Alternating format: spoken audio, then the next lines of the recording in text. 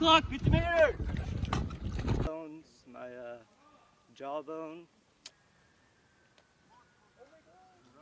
and the ears, and then I did my blood sweep. You'll notice when I'm blood sweeping, put it on there, you just wrap around it. Secure. All I gotta do is just pull right into place. I'll take the front. Hey, little brother.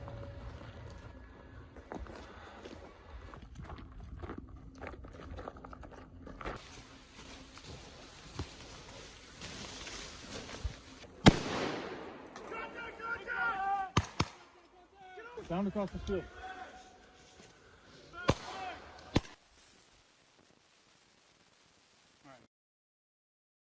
I'm Staff Sergeant Aragon Justin, Aragon Justin. I am a small group leader in VLC. So what is happening today is we have a 3-day field training for the soldiers here in the NCO Academy.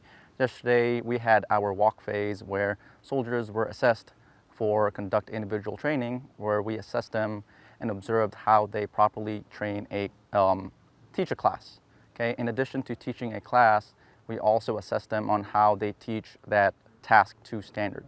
Today, we have our leader stakes where there are 12 stations in the academy where students rotate accordingly to perform the tasks that they taught yesterday. After our leader stakes, we move on to our squad sticks where all students in all squads are expected to apply everything that they learned from yesterday and during leader stakes. So the difficulty for the final culminating exercise will vary depending on how much time and effort the soldiers put in from yesterday and today during leader stakes. In addition to that, a lot of these soldiers both will have experience and not have experience to what we are going to do here tonight during our squad sticks.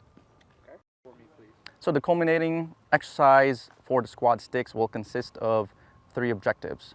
The soldiers will first make sure that they move accordingly as a squad into the starting position, and once they SP to the first objective, they will identify civilians and they will have to report a spot rep. Once they do their spot rep, they will then react under direct fire, which they need to react accordingly to move into the next objective. In objective number 2, they will react to an ambush. Again, they should react accordingly based off of what they have learned yesterday and today. Upon the completion of reacting to an ambush, they will receive a casualty where they then need to assess the casualty. I'm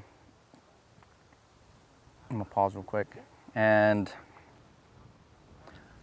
apply necessary life-saving interventions. Move on to the landing zone to call a 9-line medevac and await for evacuation of the casualty.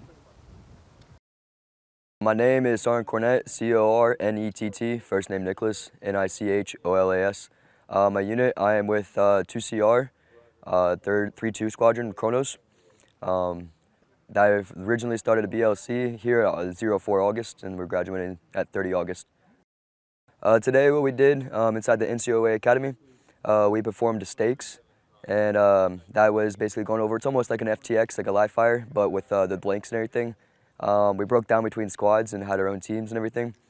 It was really good, honestly. I think in the NCOA, they need to do it a lot more because with high pressures like that and making fast decisions, that needs to happen more and more within NCOs and even at all positions, even working down from the lower ranks to the higher ranks.